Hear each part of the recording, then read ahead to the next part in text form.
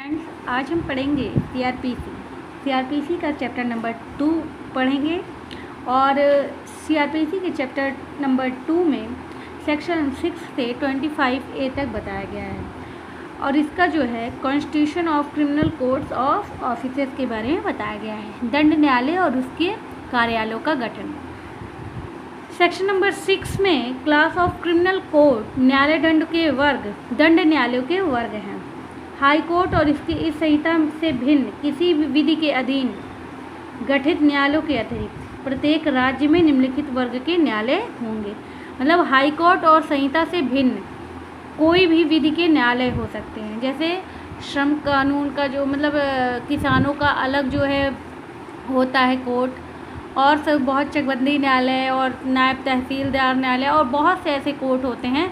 उसके अतिरिक्त ज़िले में ये 4 तरह के कोर्ट होंगे। सेशन न्यायालय, प्रथम वर्ग न्यायिक मजिस्ट्रेट और महानगर क्षेत्र में महानगर मजिस्ट्रेट, द्वितीय वर्ग न्यायिक मजिस्ट्रेट और कार्यपालक मजिस्ट्रेट। अब देखिए कौन से कोर्ट की निचली कोर्ट कौन सी है, अब ये देखते हैं। जैसे अब मान लीजिए सुप्रीम कोर्ट तो सबसे बड़ा है। सुप्रीम कोर्ट के नीचे हाई कोर्ट होता है। हाई कोर्ट हर राज्य का अपना एक हाई कोर्ट होता है। फिर उस हाई कोर्ट के अंतर्गत उसके नीचे कोर्ट ऑफ सेशन होता है। कोर्ट ऑफ सेशन में जिला जज, अतिरिक्त सेशन जज और सहायक सेशन जज आते हैं। फिर कोर्ट ऑफ सेशन के बाद जिला में है कोई जो मेट्रोपॉलिटन एरिया नहीं है उसमें जो है मुख्य न्यायिक मजिस्ट्रेट CJM, अपर मुख्य न्यायिक मजिस्ट्रेट ACJM, प्रथम वर्ग न्यायिक मजिस्ट्रेट JM प्रथम, द्वितीय वर्ग न्यायिक मजिस्ट्रेट JM द्वितीय। और मेट्रोपॉलिटन एरिया में मुख्य महानगर मजिस्ट्रेट, अपर मुख्य महानगर मजिस्ट्रेट और महानगर मजिस्ट्रेट आते हैं। सेक्शन नंबर 7 प्रत्येक राज्य में, ये प्रादेशिक खंड के बारे में बताता है। प्रत्येक राज्य में एक सेशन खंड होगा या सेशन खंड होंगे, और इस संहिता के प्रयोजनों के लिए प्रत्येक सेशन खंड एक जिला होगा और उसमें जिले होंगे। अर्थात एक जिला जज के अंतर्गत एक जिले से अधिक जिले भी हो सकते हैं। मान लीजिए किसी लखनऊ में जिला जज हैं, जो लखनऊ के जिला जज हैं उनकी अधिकारिकता जो है सुल्तानपुर में भी है, क्योंकि सुल्तानपुर में कोई अपना जिला जज नहीं है।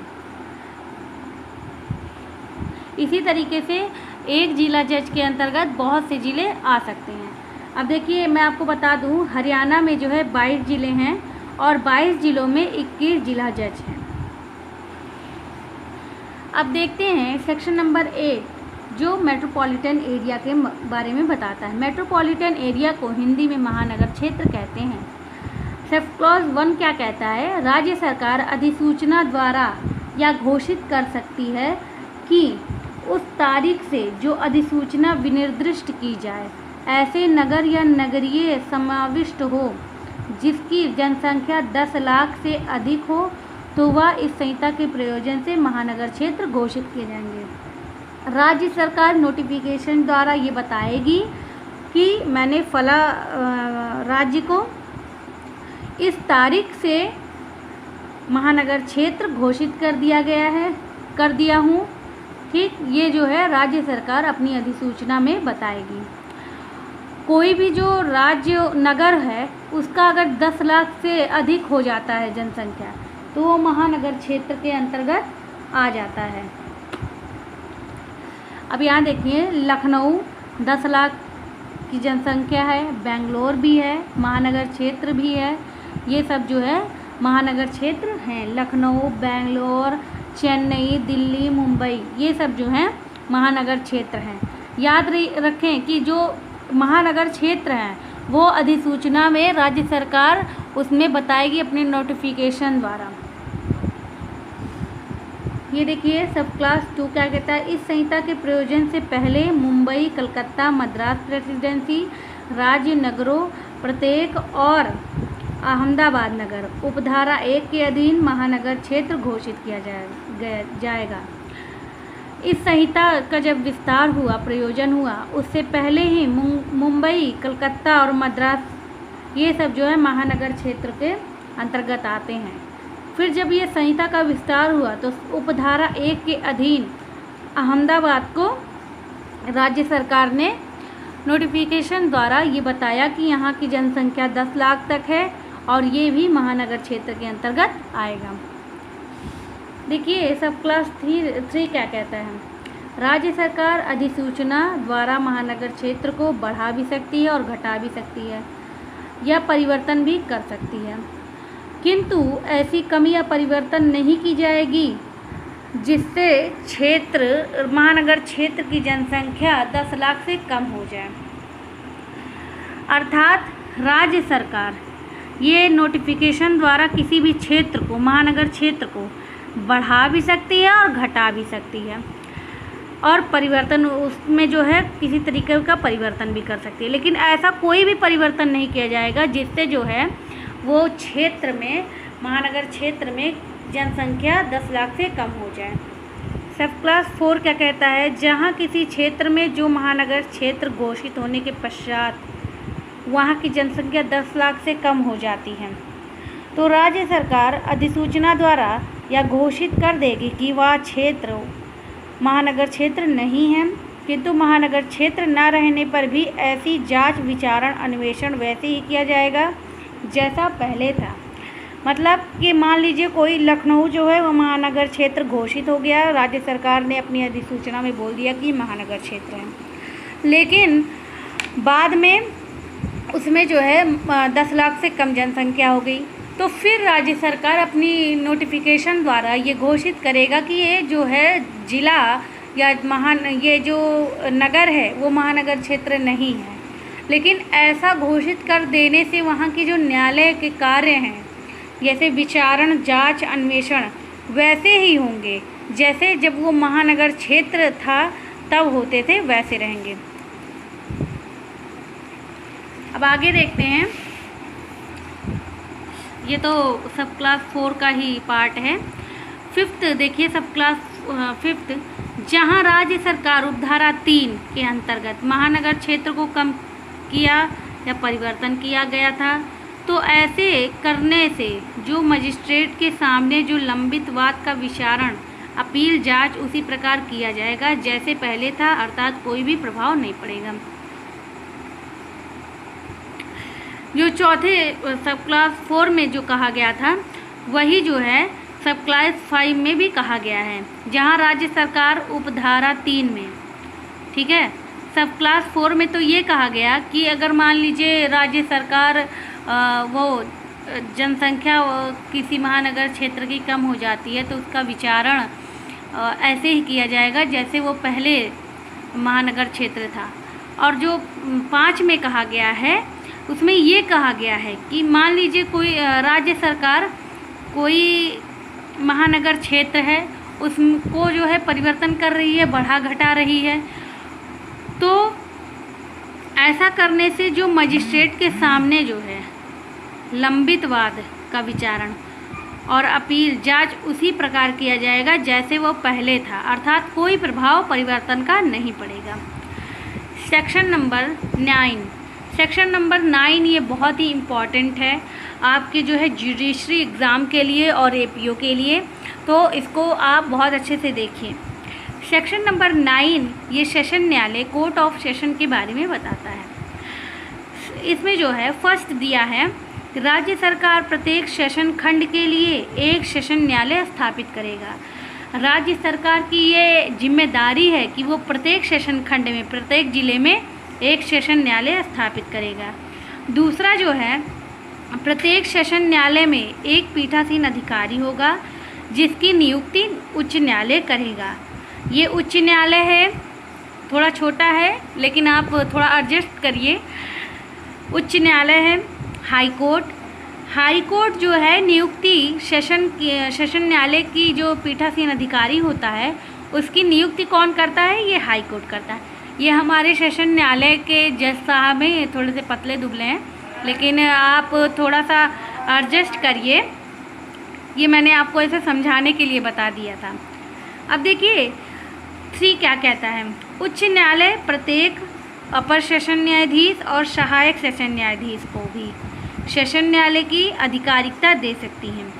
मतलब कि जो उच्च न्यायालय है ये अपर सेशन न्यायाधीश है और एक सहायक सेशन न्यायाधीश है। उच्च न्यायालय चाहे तो दोनों की नियुक्ति या दोनों में से एक की नियुक्ति सेशन न्यायाधीश के अंतर्गत कर सकती है। अब देखिए 4 क्या कहता है। 4 उच्च न्यायालय द्वारा एक सेशन खंड के सेशन न्यायाधीश को दूसरे सेशन खंड का अपर सेशन न्यायाधीश नियुक्ति कर सकता है और ऐसी अवस्था में वह मामले को निपटाने के लिए दूसरे खंड के ऐसे स्थान या स्थानों का बैठक कर सकता है जैसा उच्च न्यायालय निर्देश दे। चौथे में ये बताया गया है कि उच्च न्यायालय अगर चाहे तो किसी भी जिले के सेशन खंड के सेशन न्यायाधीश को दूसरे जिले के अपर सेशन न्यायाधीश नियुक्त कर सकता है और ऐसी अवस्था में वो उस जिले के मामले को निपटाने के लिए दूसरे खंड के जैसा स्थान, वो मतलब उस जिले में जैसा स्थान उच्च न्यायालय बताएगा उसी स्थान पे न्यायाधीश को बैठ के उसका निपटारा करना चाहिए। ये बस्ती का जिला न्यायालय है और ये जो है देवरिया का, बस्ती के जिला जज हैं, ठीक है, जिला जज साहब हैं। इनको जो है देवरिया का अपर सेशन न्यायाधीश नियुक्त कर दिया गया। उच्च न्यायालय अब इनको जो है, जो यहाँ के जज साहब थे इनको अपर सेशन न्यायाधीश बना दिया। तो यहाँ पे ये जो उच्च न्यायालय कहेगा कि देवरिया के आप इस जगह पे बैठक करिए और यहाँ मामले का निपटारा करिए, वहाँ वो करेंगे, उससे अंतर्गत नहीं करेंगे। 5वां क्या कहता है, जहाँ किसी सेशन न्यायाधीश का पद रिक्त हो वहाँ उच्च न्यायालय ऐसे किसी अर्जेंट मामले की सुनवाई के लिए अपर सेशन न्यायाधीश या सहायक सेशन न्यायाधीश को नहीं है तो उस उपखंड के मुख्य न्यायाधीश द्वारा मामले का निपटारा कर सकता है।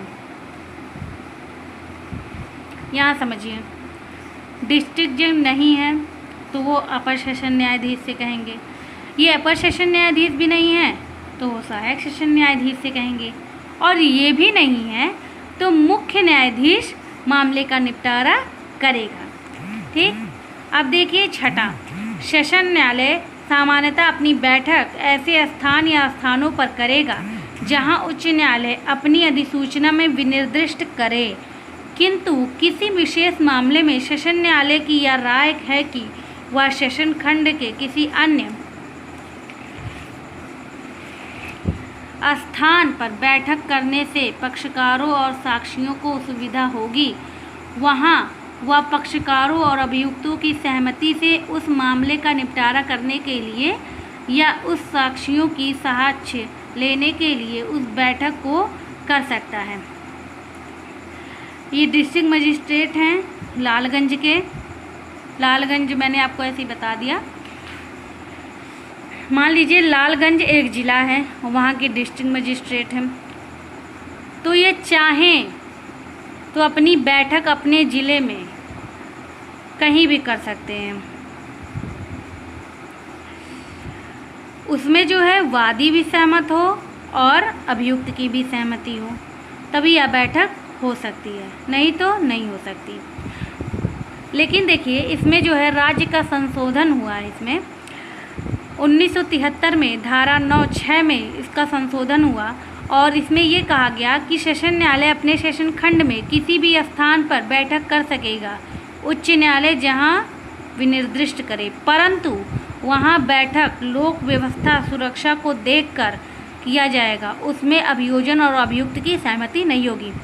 पहले ये कहा गया कि उसमें जो है राज्य सरकार जिला जज जो है अपने सेशन खंड में कहीं पर भी बैठक कर सकता है, साक्षियों की सुविधा के लिए, पक्षकारों की सुविधा के लिए, उसमें जो है अभियुक्त और वादी का सहमति होना चाहिए। लेकिन जब 1973 में इसमें जो है संशोधन हुआ तो इसमें ये कहा गया कि नहीं, ऐसा कुछ नहीं है, सेशन न्यायालय सेशन खंड में तो बैठक कर सकता है, उच्च न्यायालय जहाँ पर कहे, लेकिन वहाँ पर जो बैठक करेगा वहाँ पर सुरक्षा को देखकर किया जाएगा और उसमें जो है अभियोजन और अभियुक्त की सहमति नहीं होगी। इससे रिलेटेड एक केस है, आप देखिए, ये बहुत ही इम्पॉर्टेंट केस है, आपको जानना चाहिए और इसको नोट डाउन भी करते चलिए, जिससे आपका एक नोट्स भी तैयार होते रहे। अतिरिक्त सेशन न्यायाधीश को अपराध का परीक्षण के लिए सेशन न्यायाधीश की सभी शक्तियों का प्रयोग कर सकता है। Abdul Mannan versus state of West Bengal AIR 1996 Supreme Court 905 का मामला है। ठीक, तो नेक्स्ट वीडियो में हम सेक्शन 10 से और आगे की सेक्शन देखेंगे और